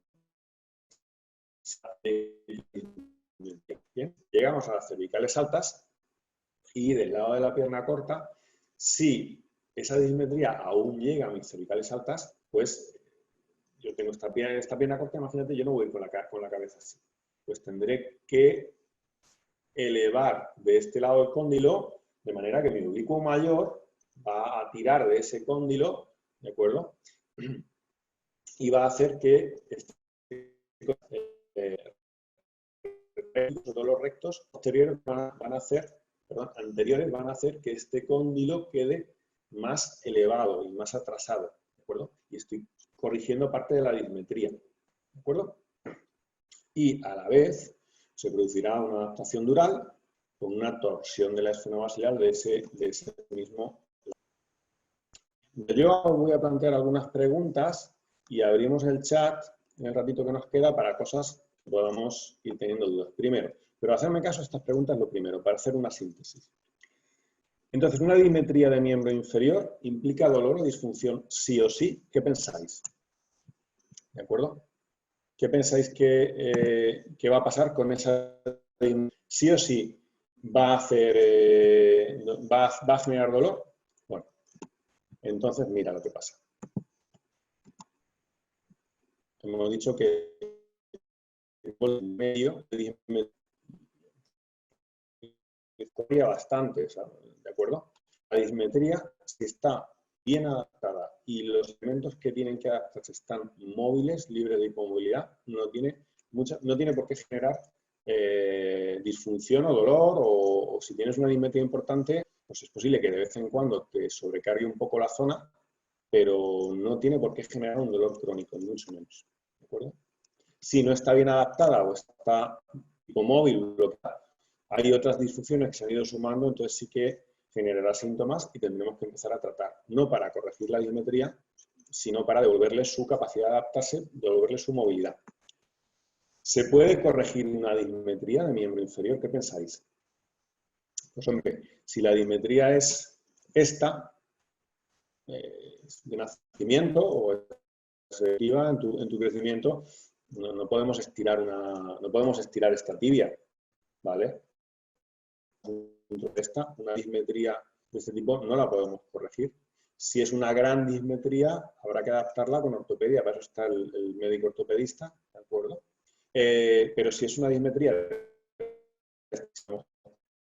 una falsa pierna corta, perdón, una pierna, un hundimiento de la planta del pie, una alteración del eje de bar o valgo de la rodilla, del tobillo, que me genera una dismetría asociada, si fue esa mecánica, corrijo también la dismetría. Por tanto, algunas dismetrías sí que las puedo equilibrar, las puedo corregir. Tienen que ser de tipo muscular, de tipo posicional de las estructuras articulares. ¿Debo manipular las torsiones de pelvis, raquis lumbar, dorsal o cervical en un paciente con dismetría de miembro inferior? ¿Qué pensáis? ¿Siempre tengo que manipular a un paciente? Al paciente en su torsión o su disfunción, si esa situación está bloqueada, si está hipomóvil, ¿de acuerdo? Si mi paciente tiene un sacro, una pierna corta izquierda y tiene una torsión anterior izquierda, tiene justo lo que necesita para adaptarse, ¿vale? Su torsión izquierda de sacro es necesaria, su ilíaco anterior izquierdo es necesario, ¿de acuerdo? Y nuestro trabajo como fisios tiene que ser garantizar que esas estructuras se mueven correctamente. En su adaptación, ¿de acuerdo? Si estas disfunciones o estas posiciones se bloquean, entonces no son una adaptación, son una disfunción y hay que liberarlas para que puedan volver a adaptarse. Entonces solamente vamos a manipular aquellas situaciones en las que hay una hipomovilidad que te desadapta. Si la posición es adaptativa y está libre, se mueve correctamente, no hay nada que manipular ahí. Están hipomóviles, generan con técnicas que estén indicadas, ¿vale? Si manipulo la posición de torsión del sacro, se corrige la torsión craneal. ¿Qué pensáis? ¿Vale? En un individuo de 25 años, por ejemplo, pues yo puedo manipular la movilidad del sacro para devolverle una correcta torsión del sacro, pero la forma que ha adquirido el cráneo no va a cambiar. Pero la forma, la morfología, si su cráneo tiene una torsión derecha y una pierna corta derecha, y libero la torsión derecha del sacro, la forma del cráneo no va a cambiar. Es posible que al liberar el sacro y quitar tensión de las estructuras durales, mejore la movilidad del cráneo, ¿de acuerdo? Y ese cráneo tenga un poquito más de elasticidad. Esto no lo puedo corregir, ¿de acuerdo? Forma, pero sí puedo actuar la tensión de membrana, tensión recíproca, que se llama, precisamente porque redistribuyen entre las piezas óseas del cráneo la tensión. Os recuerdo que la dura madre está en relación a todos los tejidos, todo el sistema nervioso, salvo un par de nervios, ¿vale? Entra o sale del saco dural y los nervios del sistema nervioso llegan a los huesos, a las gras, ¿de acuerdo? De manera que por neurodinamia, la dura madre recibe tensión de todas las estructuras anatómicas. Todas esas estructuras tienen un reflejo en la tensión de la dura madre y, por tanto, en la tensión que lleva al interior del cráneo y a las estructuras de dentro del cráneo. Estamos hablando del sacro, pero realmente cualquier hipomovilidad puede tener un reflejo en esa tensión, en esa neurodinamia a nivel meningio. Es importante devolver esa placa a la dura madre más allá de entender la cráneo, no está estructurada y no la vamos a poder cambiar. ¿De acuerdo? Pues muchas gracias por la atención y ahora vamos a abrir el chat, ¿vale? Y a ver si os puedo contestar preguntas que dudas o que no hayan quedado claras, ¿de acuerdo? Entonces, ir preguntándome Sois muchos, no sé si me va a dar tiempo a contestar todo, pero intentaré contestar todo lo que pueda. A ver, Francisco, en la falsa pierna corta derecha se produce una NSR lumbar contralateral adaptativa o una lateralización torácica como lateral. Mira, las adaptaciones lumbares o dorsales, lo más normal es las curvaturas laterales, ¿de acuerdo? En curvas escolióticas, lo más normal. También podemos adaptar en contrarrotaciones y de repente te encuentras que un paciente, ¿vale? Con una pierna corta de este lado, ¿vale?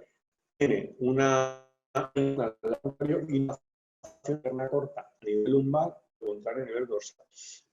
Las adaptaciones a nivel de lumbares y de dorsales, cada uno adapta un poco como puede, ¿de acuerdo? Entonces, no norma fija de si tienes una pierna corta a la derecha, te vas a encontrar una NSR con lateroflexión izquierda y rotación derecha en las lumbares. Esto sería lo más frecuente, pero no va siempre así, porque hay muchos más factores que influyen, ¿de acuerdo? Entonces, Claudi, no te entiendo. Bueno, no sé. Me preguntaban por aquí. Uy, a esta velocidad no me da tiempo a leer, chicos. A ver, la torsión anterior. Voy a abrir esto un poquito más. Vale. La torsión anterior en un E15 es hundimiento de la bóveda plantar o hace pierna corta. Vale, mira. En un E15 la medida de la pierna es muy bien. En el 15, muy probablemente tu pie va a quedar con menos arco, va a quedar más planito, ¿de acuerdo? Y eso hace, si esto es tibia y esto es el pie, ¿vale? Y yo tengo este pie con este arco, aquí hay una distancia al suelo. Si el arco, la tibia se acerca al suelo, relativamente se acorta, aunque fémur y tibia no se hayan acortado, se han acercado más al suelo y eso implica que la persona. Si recuperamos el arco del pie, ¿de acuerdo? La pelvis tiene que torsionarse menos, vuelve a su posición inicial. Por eso una pierna corta podal es reversible, ¿de acuerdo? Y si es mucho el aplanamiento, el hundimiento del pie, ¿vale? Es fácil que haya una torsión anterior de ese sacro, ¿de acuerdo? A ver, más cositas. Las plantillas propioceptivas, ¿por qué mejor que las alzas? A ver, las plantillas propioceptivas lo que intentan es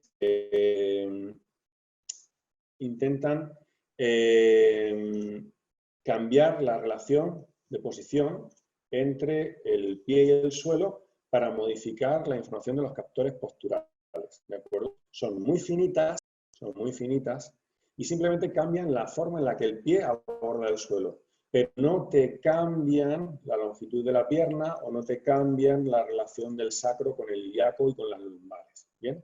Solamente cambian de forma perspectiva. Ahora imagínate que tú has crecido toda la vida con la inclinación de tu sacro, porque tienes esta pierna corta, ¿vale? Tengo este sacro inclinado y ahora tú te has adaptado a lo largo de tu crecimiento, con un ilíaco que rueda hacia adelante, con una lateroflexión, rotación de las lumbares, con todo lo que hemos hablado. Y de repente te metemos un alza en la pierna corta y hacemos esto, y equilibramos, ¿vale? Tus estructuras tienen una forma con el crecimiento para adaptarse a tu pierna corta.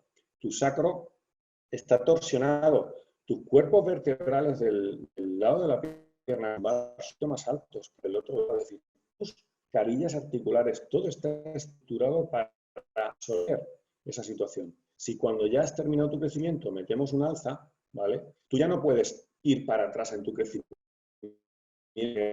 Bien, entonces lo que hace un alza cuando ya eres en edad adulta es que si el alza es muy gorda te va a desadaptar, ¿vale? Mientras que una plantilla propioceptiva, simplemente cambia la información, te cambia un poquito el eje de varo-valgo, ¿vale? O de pronosupinación, de dorsiflexión, te cambia un poco el reparto de pesos, porque se adapta al contrario, ¿de acuerdo? Propioceptiva mal puesta también te puede generar clínica, ¿vale? A veces las ponen y tienen que retocarlas porque cambian mucho la información, el feedback y la postura y generan también problemas, ¿vale? Más cosas por aquí, a ver. A ver.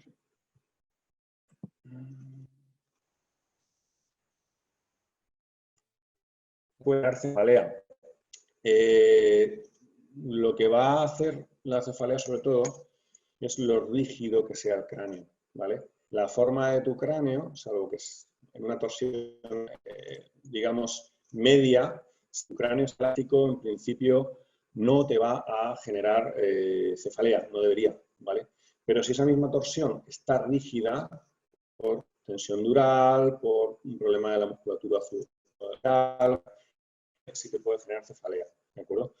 La prueba de esto, pues que nuestros pacientes que vienen con cefalea a la consulta, con sus pacientes adultos con su torsión X, la que tienen, ¿de acuerdo? Tratamos la movilidad y la cefalea en la mayoría de los casos remite, pero la forma del cráneo no la hemos cambiado. Lo que hemos hecho es cambiar la elasticidad y la movilidad de los tejidos, ¿de acuerdo?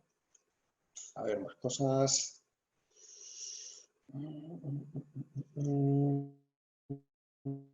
Pero si lo pones de manera progresiva, a poquito, ¿vale?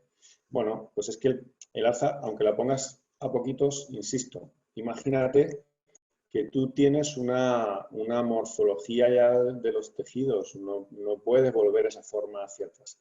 Imagínate que tu pierna corta te ha hecho 2 curvas escolióticas, ¿vale? Tienes 30 años o 20 años y esas curvas escolióticas están estructuradas. Tus ves en esa forma, ¿de acuerdo? Si metes ahora un calzo, un alza, para corregir eso, tu cuerpo no puede volver hacia atrás, no puede cambiar su forma, su morfología y readaptarse cuando ha terminado el crecimiento. Entonces, cuando los adultos ponen plantillas muy altas, la verdad es que no tiene mucho sentido. Y el dado nivel clínico es bastante malo. Es mejor el uso de plantilla propioceptiva, ¿vale? Y además, para que las plantillas propioceptivas funcionen, ¿de acuerdo? Es muy importante que las estructuras con las que se tiene que adaptar el paciente estén libres. Por eso, yo tengo compañeros que trabajan con plantilla propioceptiva y lo que hacen es para que yo les libere la biomecánica, para que entonces esa plantilla pueda trabajar con corrección, ¿de acuerdo? Porque si a un paciente que está totalmente bloqueado tú le pones, aunque sea una pequeña alza propioceptiva, es posible que le genere clínica. A ver, unas cosas. Sería conveniente corregir o dar elasticidad a los tejidos junto antes de meterle el alza. Sí, lo que comentábamos. Sí, las estructuras tienen menos capacidad de adaptarse a ese alza, ¿de acuerdo? Es muy importante que la movilidad esté libre. En pediatría yo recomiendo que el niño haga mucho deporte, que salte, que corra, que juegue, que haga deportes que impliquen extensión, ¿vale? Que nade, que juegue al básquet, que monte en bicicleta y que se divierta mucho, que es lo que tiene que hacer un niño. Mira, en dismetría normal, de un niño, la que tenemos y todos, esto es una opinión personal. Cuando tú metes un alza en ese niño, ¿vale? No le vas a permitir adaptarse a su dismetría, ¿vale? Entonces tú metes el alza, imagínate que dejas el alza ahí hasta que acaba de crecer el niño. Es recta, su sacro va a estar recto, sus ilíacos van a estar rectos y su pierna va a ser X más. En el momento en el que se quite el alza, ¿vale? Su pelvis de ese lado tiene que caer, pero en el adulto ya no tiene capacidad de adaptarse. Entonces, a un niño que tú se la pones de pequeño, hay que dejársela toda la vida. Y fíjate, un alza de 6 o 7 milímetros dentro del zapato toda la vida, ¿vale? Yo creo que no es necesario porque prácticamente todos tenemos dismetrías desde los 3 a los 6, 7 milímetros y no por ello nos pasa nada, ¿de acuerdo? Si tú no colocas ese alza, pues ese niño va a crecer, se va a adaptar a su cuerpo, a su propia dismetría y la va a resolver en la inmensa mayoría de los casos. Pensar que nosotros a la consulta nos vienen los pacientes que tienen sintomatología, que tienen clínica. Porque por cada uno que tiene clínica hay 19 que no tienen clínica y tienen la pierna corta igual. Yo, salvo que sean ya acortamientos o dismetrías patológicas de una órtesis ortopédica importante, yo no soy partidario de colocar alzas de 3 leads de C0, C1, C2 sería bueno. Creo que se han hecho varios ya, ¿eh? Creo que Miguel Ángel Lerida ha hecho varios. De todas formas, bueno, pues me lo apunto y sacaremos fecha para un C0, C1, C2, no te preocupes, ¿vale? Que eso es facilito de entender, es muy fácil, ¿de acuerdo? A ver, alguna pregunta más. Pies planos, plantillas por aumentar el arco plantar. A ver, este es un tema también controvertido. Según al podólogo que le preguntes, pues unos son favorables y otros no. Yo creo que si son ¿no? Un niño con poco tono o hipotono, ¿de acuerdo? Si tú pones la órtesis, ¿de acuerdo? La órtesis por sí sola lo que hace es pero lo arquea de manera pasiva, ¿de acuerdo? De manera que cuando tú quites el pie, vuelve a aplanarse, porque la órtesis aplana, hace cabo el pie, pero no hace que la musculatura trabaje. Entonces, fundamental en estos pies planos hacer que la musculatura trabaje, que el tono de la musculatura plantar, ¿de acuerdo? Y de tibial posterior y peroneos aumente. ¿Cómo? Pues haciendo actividad física con el niño, haciéndole andar descalzo en terreno resbaladizo, en que ande en hierba, en la tierra, ¿vale? Eso ayuda mucho a contraer la musculatura de la fascia plantar. Y en algunos casos esas órtesis también están indicadas, ¿de acuerdo?, para ayudar dándole forma a ese pie, pero la órtesis sola, sin trabajo activo de la musculatura, no va a funcionar. Normalmente yo es que creo que lo que mejor funciona en los niños es ponerles a hacer lo que tienen que hacer, que es dentro de las posibilidades del niño, jugar, correr, saltar y divertirse. Es lo que a mí personalmente es lo que mejor resultado me da, ¿de acuerdo? A ver, algo más. Venga, ¿alguna pregunta más tenéis por ahí? Porque habéis escrito tantas de golpe que se me han pasado un montón. A ver si puedo recuperarlas.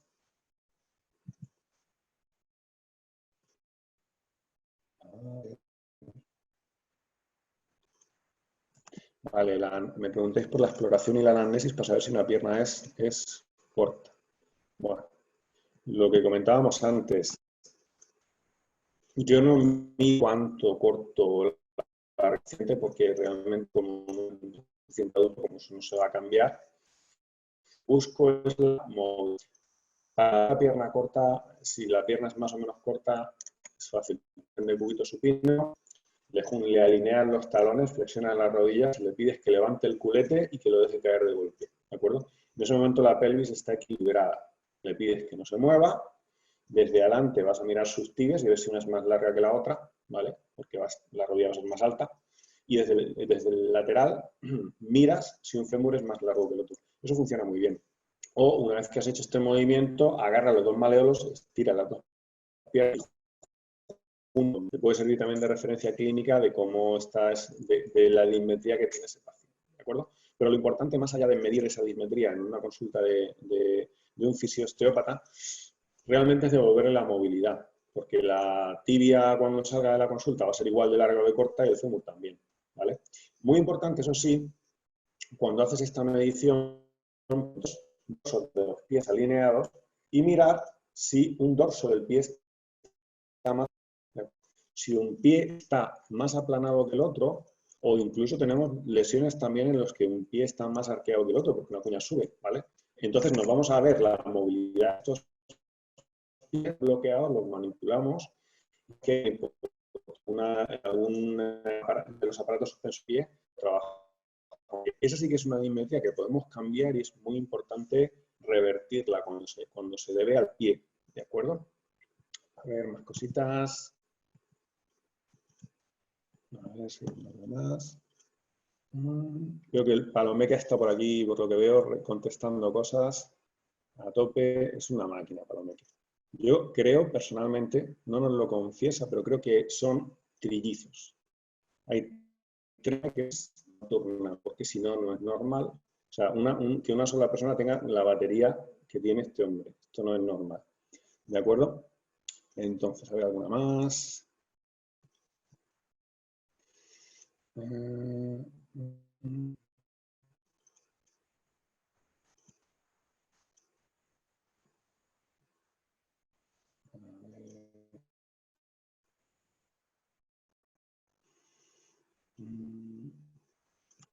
Si hay dimetría de 1 centímetro con sintomatología o no, pregunta Carolina, ¿vale? O no, tú puedes tener 3 milímetros y tener sintomatología o tener 1,5 centímetros como un Usain Bolt y que no te duela nada, ¿vale? Dependerá de tu adaptación, de tu tono muscular correcto, de tu elasticidad, de tu genética, de muchas cosas. Si tienes una pierna 1 centímetro más corta que otra, pues evidentemente tienes un cierto hándicap o tienes un cierto abono para tener en algún momento dolor lumbar o para tener más posibilidad de tener dolor lumbar que otra persona, ¿vale? Tú tienes, imagínate, las dos piernas iguales, yo tengo una pierna 1 centímetro más corta que la otra. A lo largo del año, a lo mejor voy a tener algún episodio más de lumbalgia que tú, ¿vale? Pero eso no implica que tenga que estar con lumbalgia, ¿vale? Porque todo depende de mi capacidad de adaptarme, no de esa dimetría. Evidentemente, si tienes 5 centímetros de dimetría o 2 centímetros de dimetría, es muy difícil que la pelvis. Entonces, ahí va a haber clínica, va a haber dolor y va a haber que colocar una ósis, ¿vale? Pero si nos movemos en dimetrías por debajo de 1 centímetro, la mayor parte de las veces, si mantenemos una buena elasticidad y un buen tono, una buena movilidad, puede no haber clínica o haber un episodio cada mucho tiempo. ¿Cuándo los test de movilidad son normales a pesar de la posición? Tenemos muchos test para ver el diacro, ¿de acuerdo? Entonces, tenemos que tener claro siempre en un test que hacemos con las manos, ¿vale? Que pues, tienen una sensibilidad y una especificidad que no son la de una prueba de laboratorio, ¿vale? O una radiografía.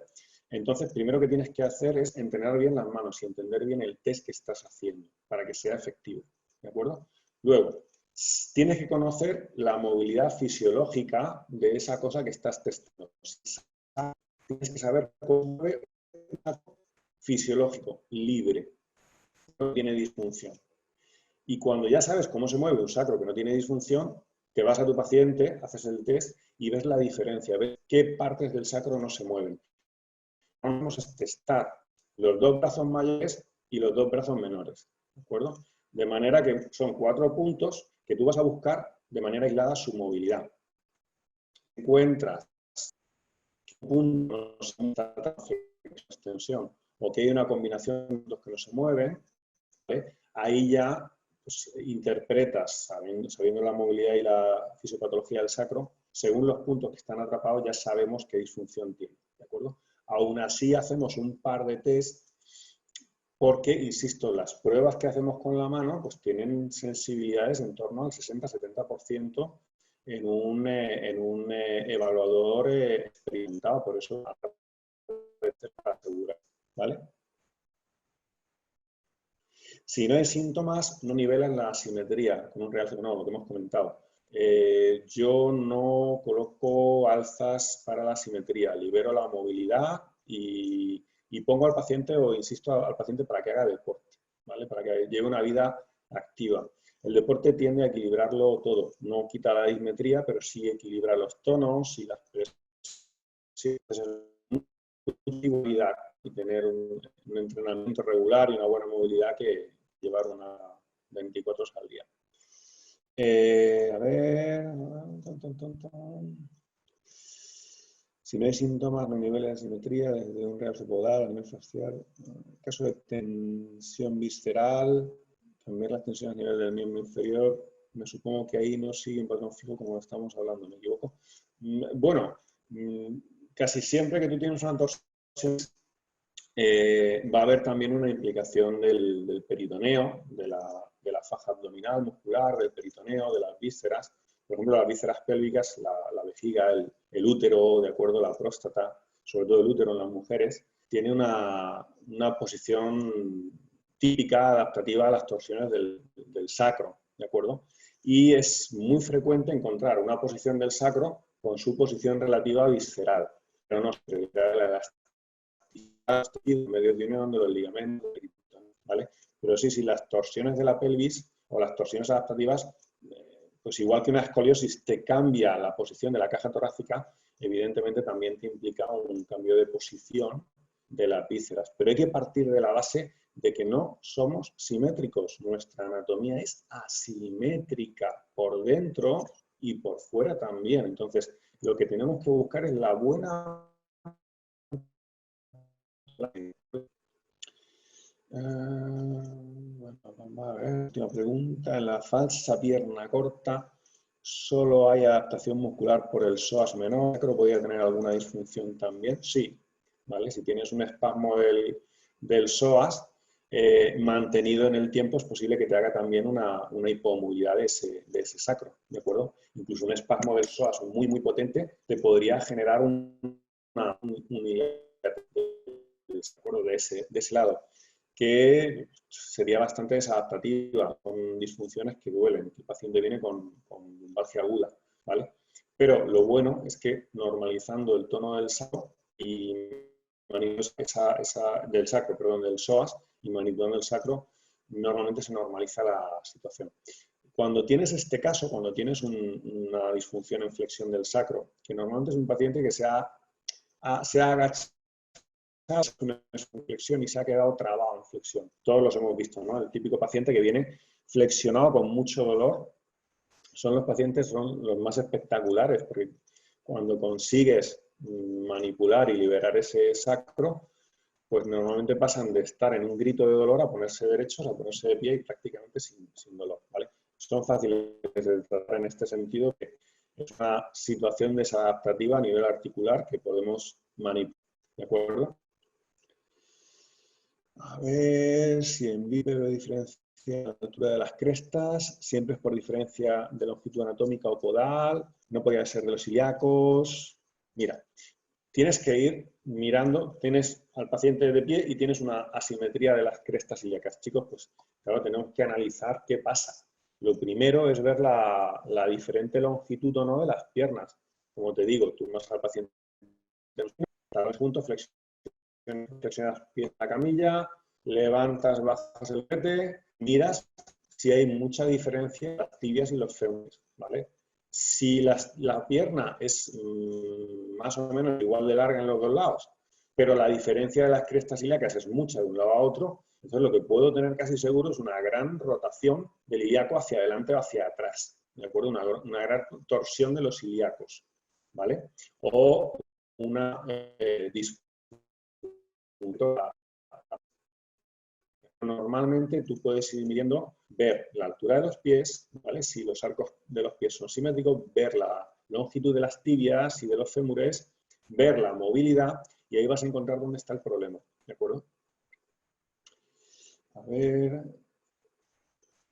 ¿qué adaptación tiene el sacro con disfunción visceral primarias? A ver, la posición del sacro en la pelvis es fácil que si tengo una gran torsión del sacro a través de los ligamentos viscerales de las láminas uterosacras, me pueda alterar la posición de las vísceras del suelo pélvico, el cuello del útero, de la próstata, ¿de acuerdo? Me la puede alterar un poquito. Que una víscera me altere la posición es más difícil, ¿vale? Las vísceras mucho debajo de se mueve, que son unos milímetros y es muy rígido. Entonces, el sacro normalmente sí te va a arrastrar la posición de las vísceras.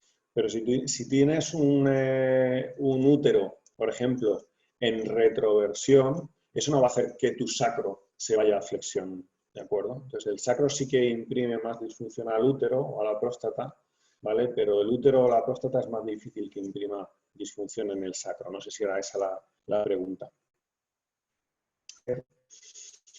Vale, ¿alguna pregunta más? Sé que hay muchas, ¿de acuerdo? Intentaré ir contestándolas. Os pongo aquí para hacerlo fácil, voy a poner aquí mi Instagram, ¿de acuerdo? De manera que podáis plantearme las que se me han quedado en el tintero, ¿vale? Y aprovechando la cuarentena, pues aprovechando la cuarentena vamos a intentar, todos los panelistas, ¿de acuerdo? Ahí me tenéis, es mi Instagram y, bueno, pues preguntas que hayan quedado en el tintero, me las podéis hacer por ahí.